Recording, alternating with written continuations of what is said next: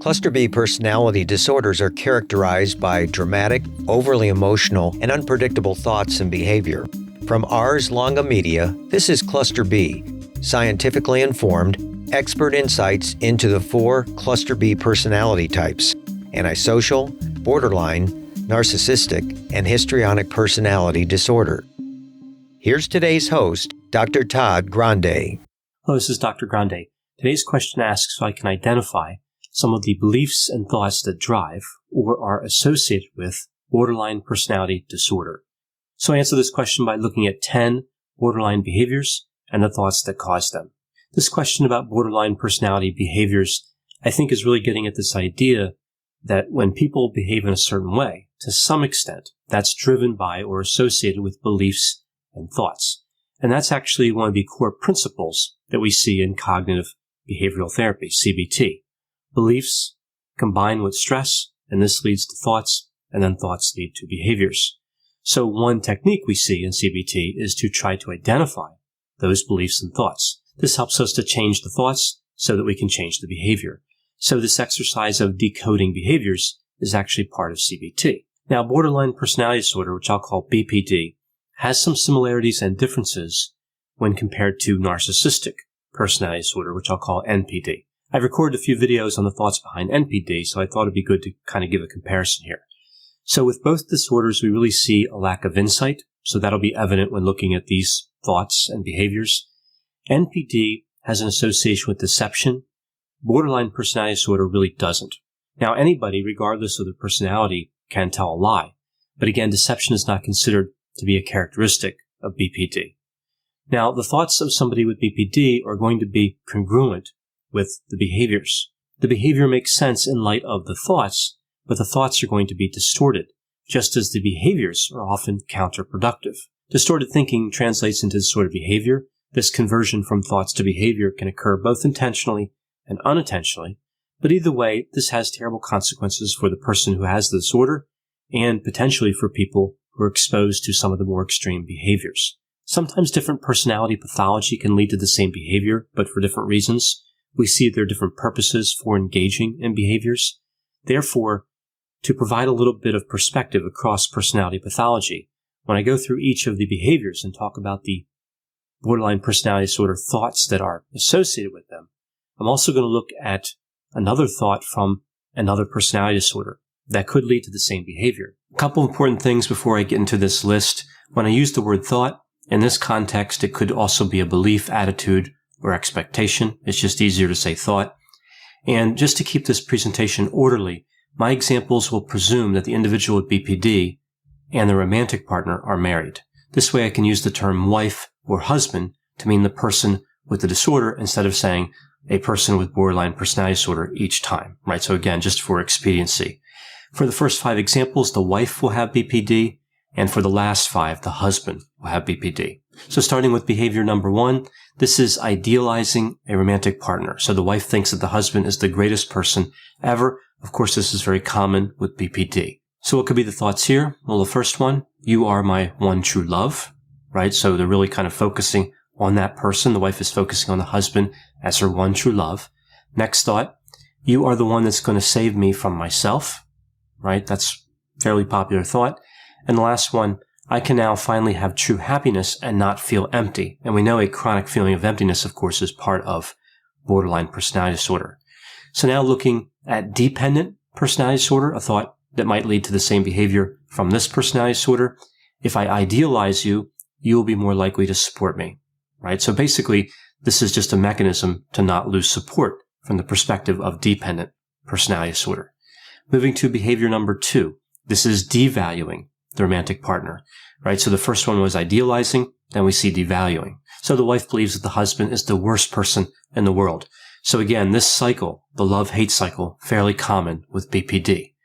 Now looking at the thoughts, I knew you were bad news from the start because nobody could be that perfect, right? So there's some irony here because the wife is the one that believed the husband was perfect in the first place, right? So the lack of insight here is evident. Next thought, I'm unlovable, so I find it highly suspicious that you really love me, right? I think this is pretty common with BPD. There's this disbelief that somebody could really love the individual from that individual's perspective, right? They just don't understand how somebody could love and connect with them and want to be with them. The last thought, I have a lot of rage that needs to be directed somewhere other than just toward myself, right? So this just kind of spreads out the suffering a bit. Now, looking at a thought from narcissistic personality disorder. Again, devaluing is the behavior. How dare he believe that he's worthy of being with me? So we see a bit of a different tone there, moving to NPD.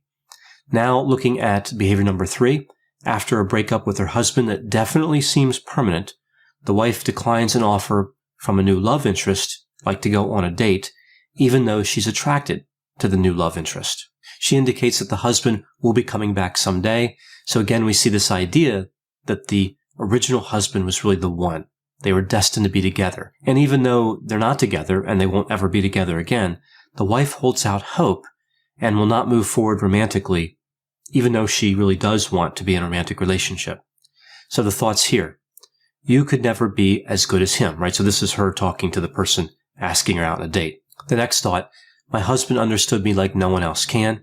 And then the last thought, he must come back. And accepting an offer of a date means I'm admitting he's not going to come back. So this is really about what people want to believe versus what they need to believe.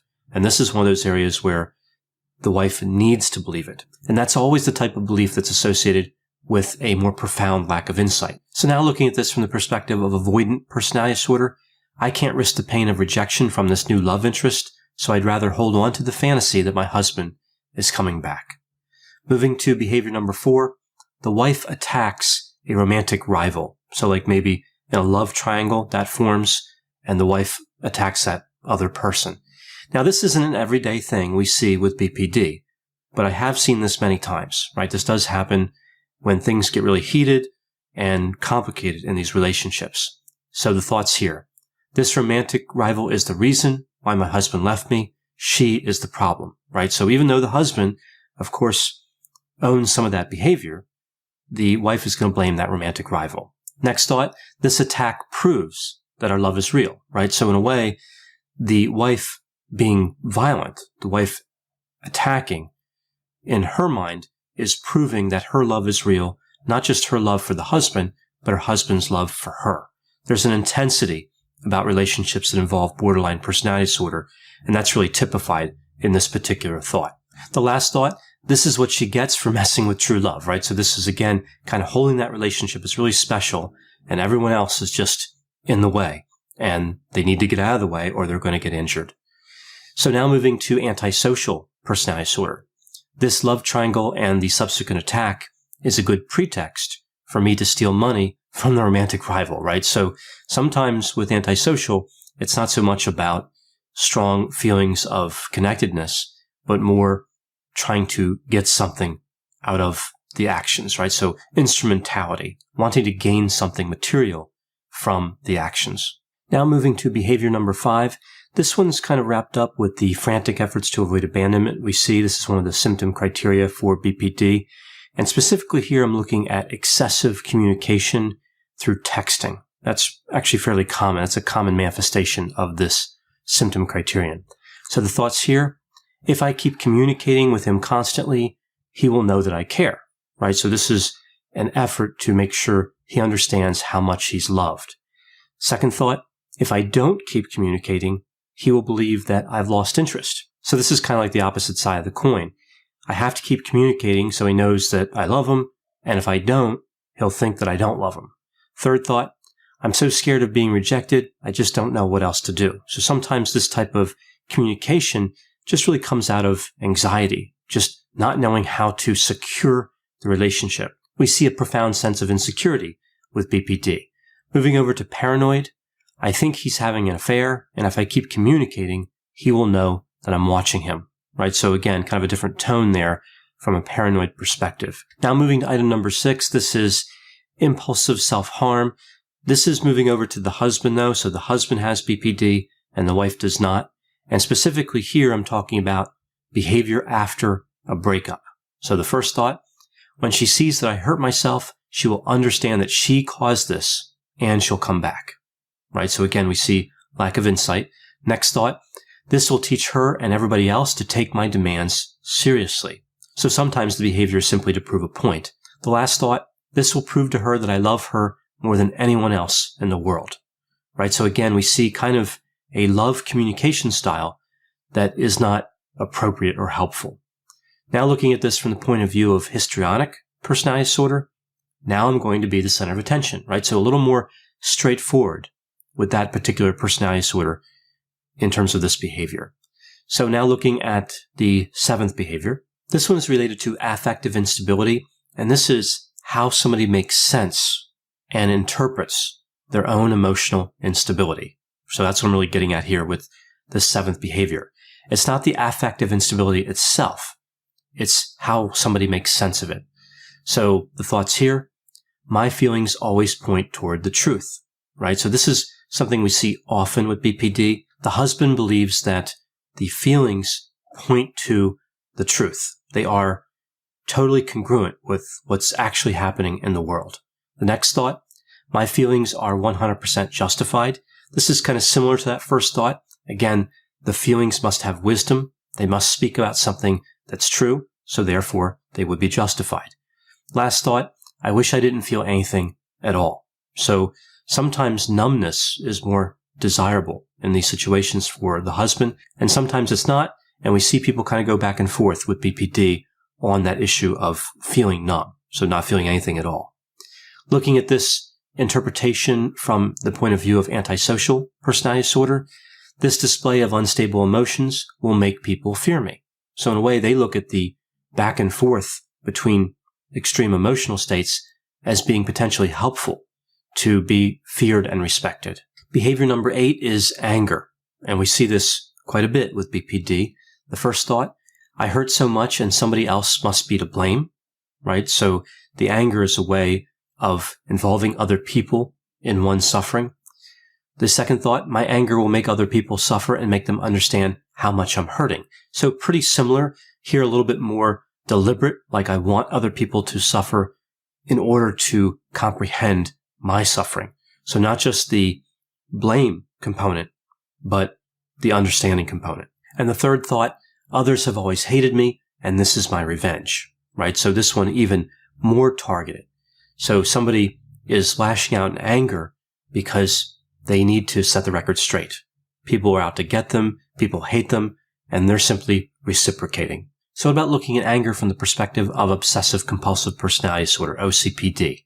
Maybe if people see that I'm angry, they'll do a better job with their work, right? So this kind of speaks to the productive nature we see with OCPD, a focus on efficiency, productivity, getting all the work done. Sometimes anger can be useful, at least in the mind of somebody with that disorder. Now looking at behavior number 9, this is counterattacking after being criticized. So this could include a display of anger, but it's really due to a specific criticism. The thoughts here. We are destined to be together, so it makes no sense to criticize me. So this is just really not understanding why criticism would happen when there's true love. Next thought. Her criticism makes me feel ashamed, and that's too painful to let go without striking back. So we see here a clear overlap with vulnerable narcissism. The last thought, even though we were arguing, at least we were still communicating, right? So this is really getting at the idea that the communication sometimes in these relationships is not good, and the husband doesn't know how to get a conversation started that's productive, so sometimes responding to criticism at least starts the talking, right? Not a helpful way to think about it, but one that's actually fairly common. Looking at the same response to criticism from the perspective of narcissistic personality disorder, when she criticized me, she doubted my perfection, and I cannot let that go unanswered. Behavior number 10, being rejected by the wife, then stalking her, right? So looking at these thoughts, you have no right to leave. So kind of a sense of entitlement, which we usually associate with NPD, but we can see it with BPD sometimes as well. Next thought, I will not exist without you. And this really speaks to kind of a core component. I think this connects back to the chronic feeling of emptiness we see with BPD. Relationships kind of define the person's value, right? The husband anchors his value in that relationship. So losing it is beyond catastrophic. And the last thought, my love would not feel so powerful if it wasn't meant to be. So kind of a destiny component here we see wrapped up with the stalking behavior. Now looking at this from the point of view of antisocial personality disorder, this relationship is over when I say it's over, right? So kind of an aggressive and commanding dominant type component we see from antisocial as opposed to BPD. So there are some behaviors we see with BPD and some of the thoughts we might see that are behind those behaviors.